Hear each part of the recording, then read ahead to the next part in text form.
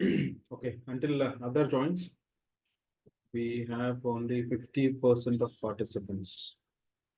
Any questions as of now?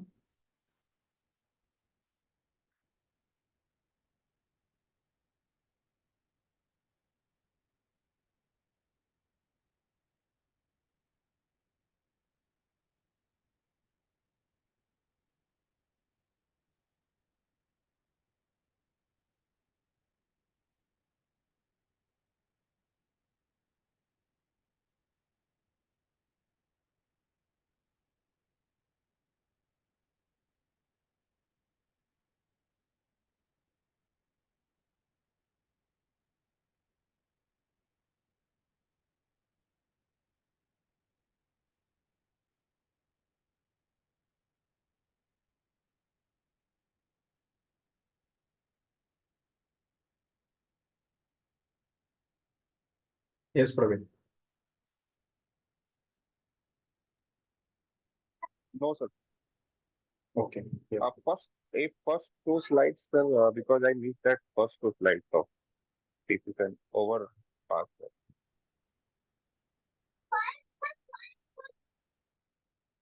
Okay, definitely. We'll see.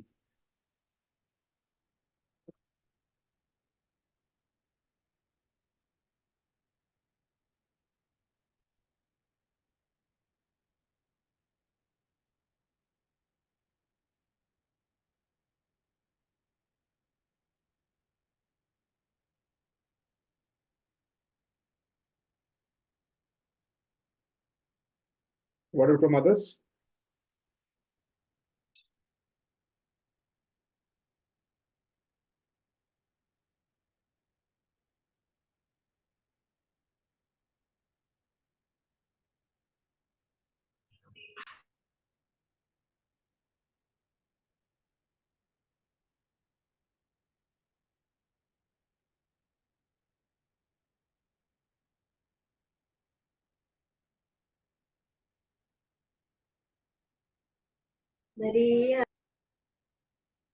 Okay, fine. Yes. Let us not wait. Let them join. So we're discussing about this efficiency. Then efficiency includes the effective work without detrimental health effects and also minimizing the risk of to the operators and others. Ultimately, the goal is to complete the activity with a minimal effect or no detrimental health issues. It should not get any health issues for performing that activity.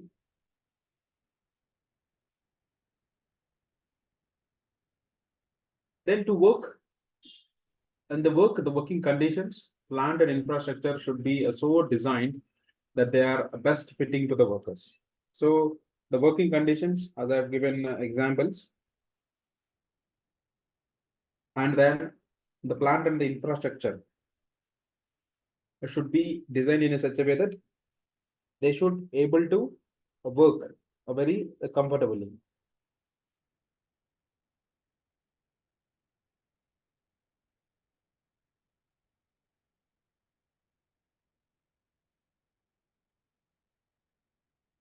Then the purpose is not to fit the worker to any awkward, unsafe, or unhealthy or uncomfortable work. This is also one of the requirements. It is not been that a person has been deliberately or making him to work. It is about how what comfort level you are giving a person to perform his activity.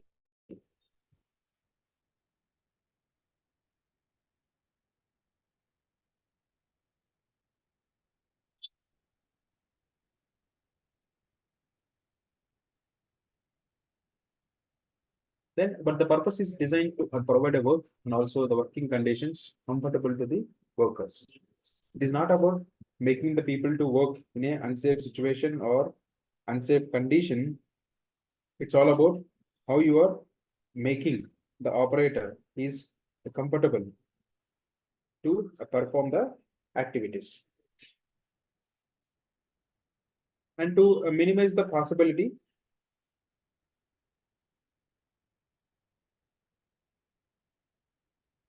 of human error or mistake, and to ensure industrial activities with a minimal use of energy and also materials, and also without waste resulting from the mistakes.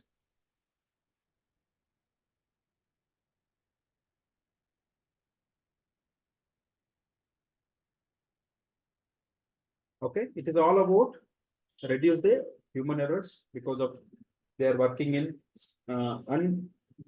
uncomfortable area, and to ensure the industrial activities with a minimal use of energy. So because where the metal is shifting from so longer distances, there we use a good number of fuels or fossil fuels. That is also one of the area we have to focus to avoid the consumption of the energies. And then to develop knowledge and also techniques by the combined use of many expertise and also the systems approach, and to solve human problems of the work performance by considering the human factors in design of the machines, and also the work and also safe job methods, which are explained in the following parts. So how you are developing the knowledge of the people and how you are making them aware about the ergonomic issues and the problems with respect to the if you are working in a uncomfortable or awkward position. Now we'll see what are the human factors in design of machine and also the work they will consider.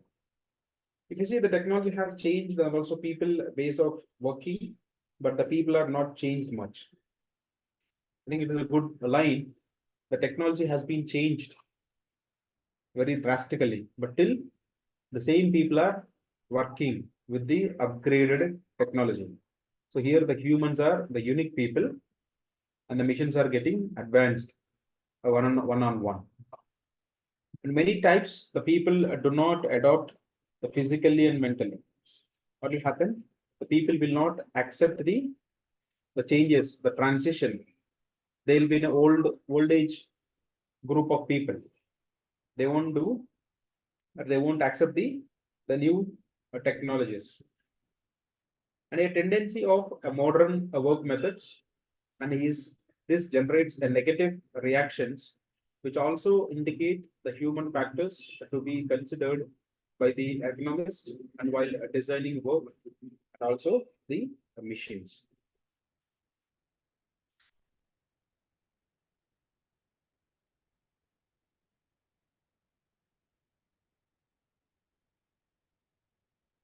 So what will happen in a modern methods and also the work methods, this generates a negative reactions, which is also indicated the human factors to be considered in the ergonomics for the designing of those work as well as machines.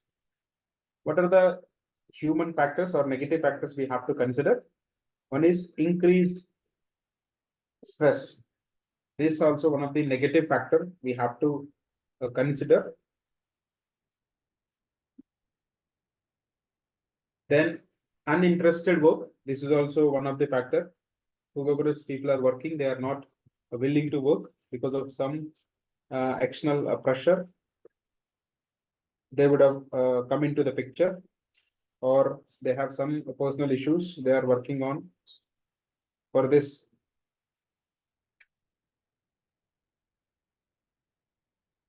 And then errors and also accidents.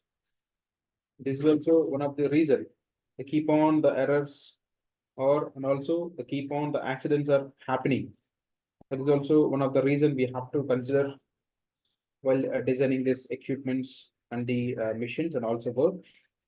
Then work related diseases, which is also called as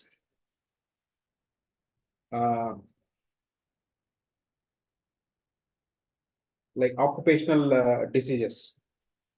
That is the one. Then acquired body position causing difficulty, like the position of in what position the people are working. Somebody work on continuously on standing position. Somebody work on continuously on sitting position, or somebody they have continuously or frequently they'll move or they rotate their back, or they walk more, or they use their elbows, will be working on more repetitions.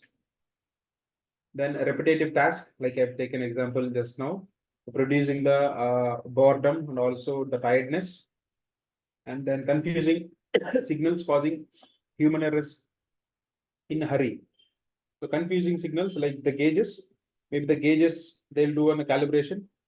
If it is not working in a proper way, so again it is leads to a confusion.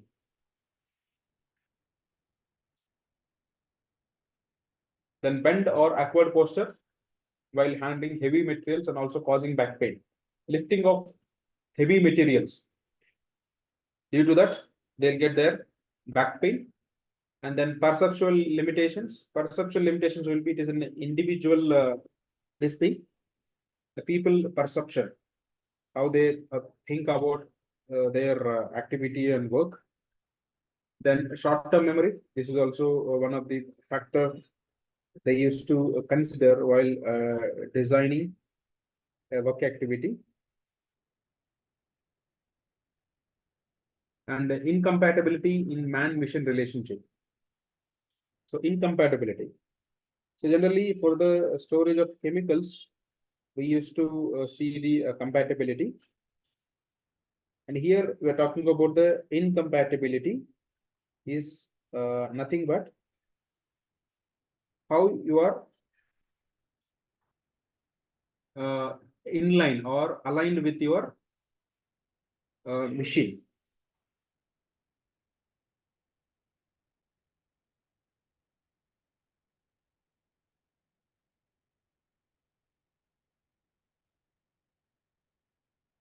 Then risk of or a change, chance taking, like who are the people which are they're the risk takers, and position or location are not suitable to a worker, such as unsuitable, and work height or seat or layout of the control, and also the displays, and then organization of heavy work, and then environment. These are the various the factors we will consider while designing of a work and also a mission. Now we'll see the maintenance and also repairs of the guards. If you see section 21 of the Factories Act states that the guards shall be constantly maintained and also kept in position. In the sense, those guards must be permanently in position.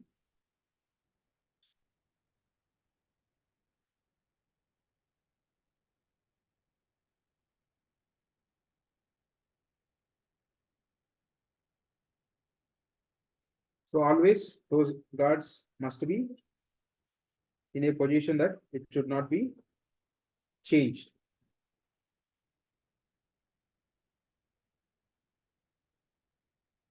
So that the regular inspection of the guards can be detect the guards removed or also damaged or repairing requiring the repairs.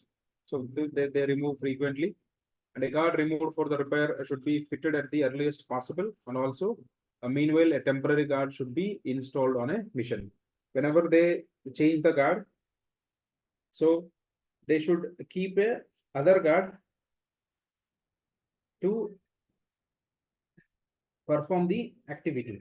They should not take away the guard until unless they are keeping the a backup guard for that. And a guard removed for the repair should be fitted at the earliest possible, and also meanwhile we have to take the temporary guard and should installed, and also the machine should be stopped. And good maintenance increase the life of the guards. This is also one of the example. So whenever you are doing a proper maintenance, it is not about the machines. The guards also very much important. For them also we have to do a proper maintenance. A guard should be so designed or fitted that is not to be open for oiling, greasing, or any nearby maintenance work. So the guard should be designed in such a way that it should allow for oiling, it should allow for greasing and other small maintenance activities. And the parts needing a regular services should be located outside the guard. So like some of the machines, It requires a regular inspections or regular maintenance. So those kind of parts should be kept outside the machine. And if the oil or grease fittings are inside the guard, an extension through the guard should be provided. And an automatic controls for the lubrication, adjustment or service can be provided by the sophisticated equipment. So automatic controls and for lubrication. For some of the lubrication or some of the sophisticated equipment, which means those are the critical equipments. So they should have an auto lubrication. No person intervention for the doing lubrication for such equipments. And interlock type guards ensure that the machine cannot be operated unless all the guards are in position. And such planning helps the maintenance without disturbing the guards. So we have to make sure that some of the interlocking guards to keep it in place. So until unless you're, for example, if you see some of the CNC machines, until unless you are not closing the doors of the machine is going to won't start. Or in some other cases, the guards, until unless you are not keeping the doors closed or you're keeping the guards closed or in a position, the machine won't start. Even for the cars also, if your doors are not properly locked, or some of the cars, if you are not using the seat belt, it won't get started. So these are some of the interlocks for the machines to increase the safety. We'll see work on machine in motion for the maintenance purpose. So this is also one of the critical legal requirement. If you see here, a work on near machinery in motion for a statutory requirement under section 22 of the Factories Act.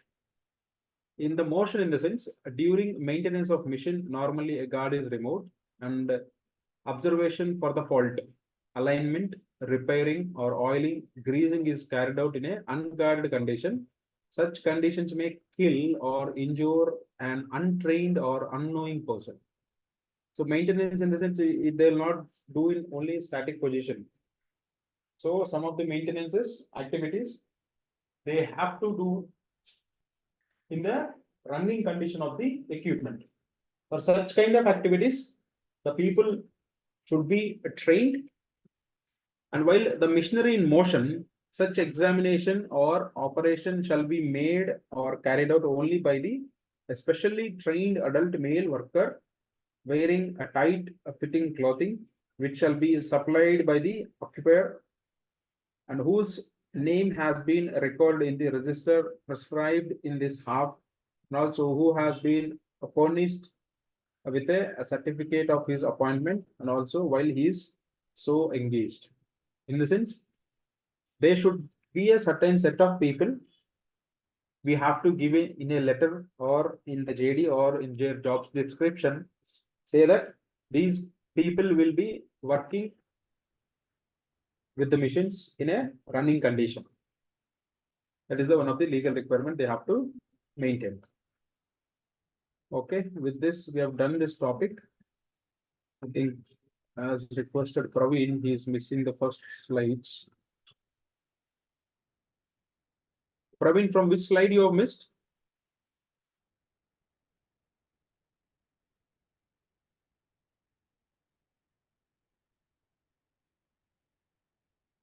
From this slide only, sir. From this to next 2, 3. Sorry?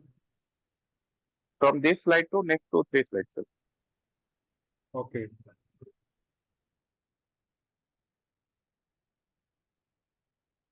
I think these three. Yes, sir. Fine. Now this we are talking about the position or the sitting position or the condition of the people, how they are working with the computers, as I taken as an example. This is then a wrong sitting posture, and the right side one is the correct sitting posture to avoid the ergonomic problems. So if you see in the left side here, he doesn't have any the footrest, and he's not having any elbow rest, and he's leaning towards the screen by bending his backbone and also the neck. And if you see on other side, he has maintain the 90 degrees angle for his the backbone and also the thighs or the knee, so that he is going to work more comfortably compared with the left side sitting posture. This is how it is ergonomically designed workstation. It is not designed ergonomically. That is the difference between these two. Then we discussed about what does it mean by exactly this ergonomic study. It is basically talking about the measurement and also the organization of the work. And it considers the human factors like anatomy, anthropometry, and biomechanics. As we see, anthropometry is talking about the physical measurements, and also the biomechanics will be the physical condition, and the physiology will be the work physiology, and also environmental physiology. And the focus of this study is going to on a person interacting with the engineering environment. It is all about how a person is interacting with their workplace. What is his portion or the contribution of the in the work area to get the output. And the designer should consider the complexity arising from the human nature and also his limitations. It is about, while designing the equipment, he has to consider the limitations and also the nature of the people or the humans which they are working on those missions. And the last one, to consider the design aspect of the work, the systems, workspace, environment, interface, and also the work situations also to be considered. These are some of the other factors apart from the human nature and the human limitations. The designers, the mission designers or the equipment designers has to consider. Then we have seen a couple of examples like the foot pedal guard for the equipment. Then we have seen these are the two push button controls for the equipment to operate. Until unless you are not operating any one of this button, the machine is not going to function. Then this is about adjustable bars for the by the against the size of the material which is feeding inside the machine. And these are the power press or pedal guards. So which is the guards are designed in such a way that in case of any accident fall of any material or accidentally somebody steps on it, so the machine should not going to activate. Then we have discussed about this ergonomics, how it is divided. It is about the people, and it is about the way how you are making your workplace, and also the tools and the availability of raw material. You are keeping close to the work area so that it is not going to be a burden to the worker who is working on a mission. I think from here you have joined Praveen. Sir, yes, sir. This has already covered. Okay, thank you. Thank you so much, sir. Thank you so much. Any other questions, guys?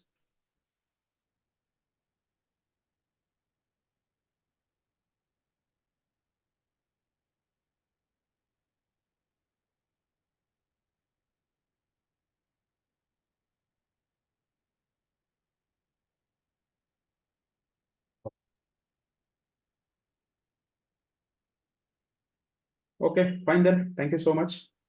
We'll meet in next class. Thank you, sir. Thank you so much. Thank you. Bye.